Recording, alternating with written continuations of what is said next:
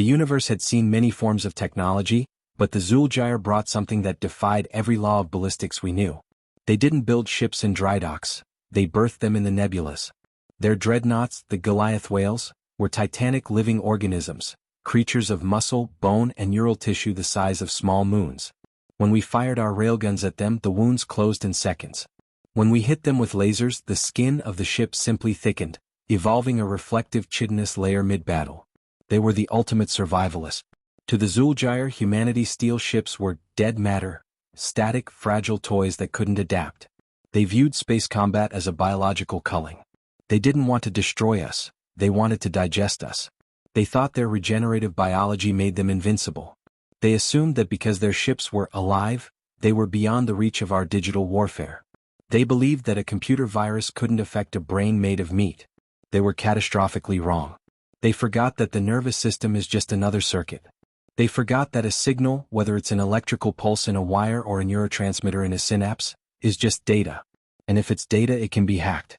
We created the Cortex Cracker Protocol. And we birthed the Parasite-Pilots. We don't try to kill the Leviathans from the outside. That's like trying to kill a whale with a needle. Instead, we become the needle. We use spike pods, high-velocity boarding craft tipped with monomolecular drills. We punch through the skin, navigate the bloodstream and head straight for the central nervous system. We don't carry nukes to blow the ship up. We carry neural infectors, portable supercomputers that bridge the gap between silicon and synapse. We don't destroy the ship, we hijack it. We overwrite the creature's will with our own code.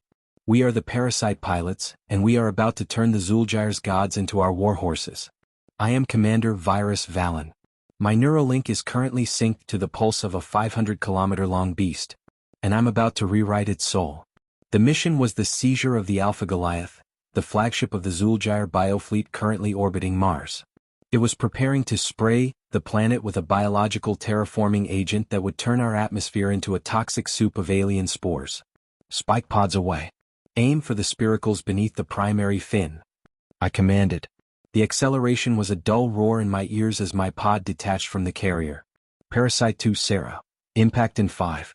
I'm seeing high-velocity antibody swarms emerging from the skin pores.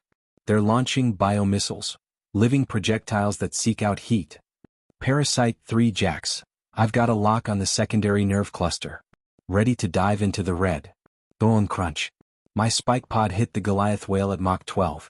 The monomolecular drill screamed as it tore through 3 meters of armored chitin and 20 meters of blubber-like insulation. We didn't stop until we hit a nerve highway, a massive, glowing tunnel of translucent tissue pulsing with violet light. I kicked the pod's hatch open. The air was thick with the smell of ozone and wet copper. The gravity was erratic, generated by the creature's internal muscular tension. We're in. Push to the brainstem. Immediately, the antibody drones swarmed us. These weren't robots, they were the ship's immune system. 6-limbed, eyeless horrors made of hardened bone and razor-edged muscle. They didn't use guns, they used biological acid sprayers and serrated claws. Sarah. Jax. Form the EMP circle. Don't let them touch the links.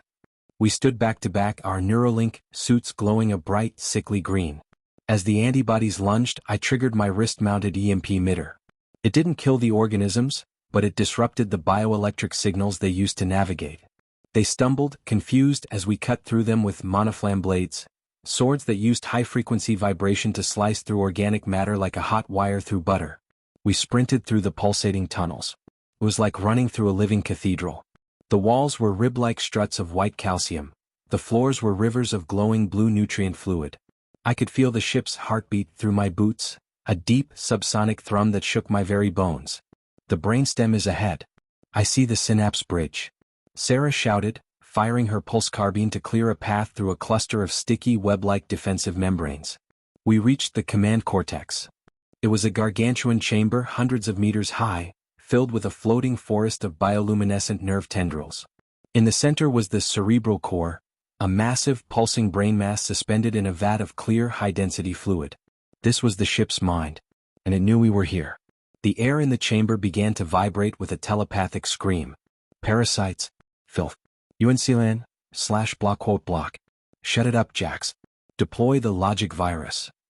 Jax threw a data grenade into the center of the nerve forest. It didn't explode with fire, It exploded with a localized high-intensity Wi-Fi burst. The logic virus, a complex sequence of recursive mathematical paradoxes, began to flood the creature's synapses.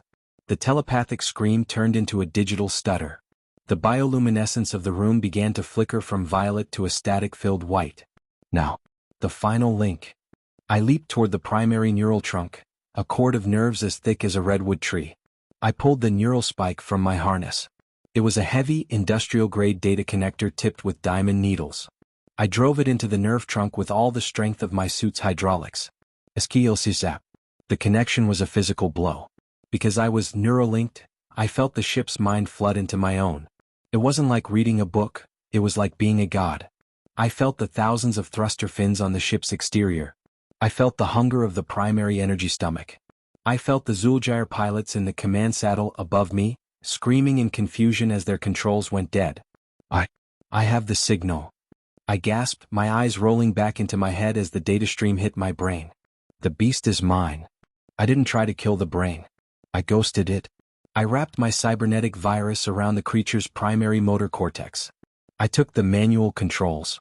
Virus, the Xul-Gyr fleet is closing in. They're firing Slayer beams to incinerate the Alpha before we take it. Sarah yelled, looking at her handheld scanner. Let them try, I hissed, my voice now layered with the subsonic growl of the Goliath whale. I reached out with my mind. I commanded the Alpha Goliath to evolve defense. On the exterior of the ship, the skin began to ripple. Thousands of microscopic pores opened, secreting a liquid mirror coating that covered the entire 500-kilometer hull in seconds. The Xul-Gyr Slayer beams hit the Alpha and were reflected back into the enemy fleet with 100% efficiency. 3 Xul-Gyr dreadnoughts were instantly vaporized by their own fire. Take the offensive. Rewrite the fleet. I didn't stop at one ship. I used the Alpha Goliath's telepathic broadcast system, the very thing they used to coordinate their hive mind, to send the Cortex Cracker virus to every other ship in the fleet. It was a biological digital plague. One by one, the Xul-Gyr's living ships began to flicker. Their fins stopped flapping, their glowing eyes turned from a predator's red to a submissive human blue. The Xul-Gyr pilots inside found their gods, turning into their prisons.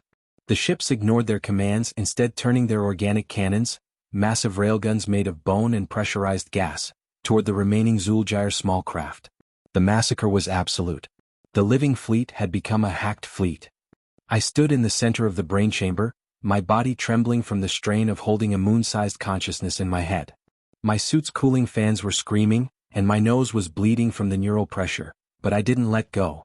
I watched on the ship's internal visuals, as the last of the Xul-Gyr resistance was digested by their own ships. The Xul-Gyr were gone. Their technology, their biology, and their arrogance were consumed by the very data they thought they could ignore. I slowly disengaged the neural spike. The violet light of the brainstem returned to a calm, steady hum. The logic virus had settled into a permanent, slave subroutine. The Alpha Goliath was no longer a wild beast, it was a tool. It was a human ship now, just made of different material. Sarah. Jax. Report. I'm here, virus.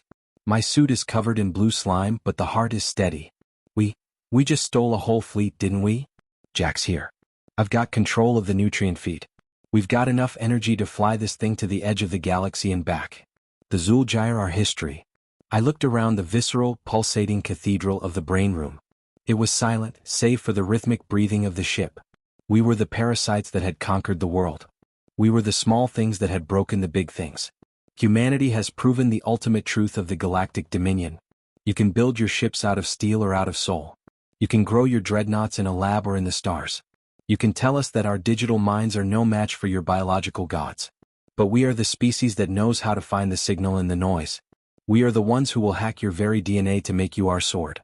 We are the Parasite-Pilots. We are the biohacker fleet. And the pulse of the galaxy is now our rhythm. The Alpha is ours. The fleet is repurposed. Mars is safe.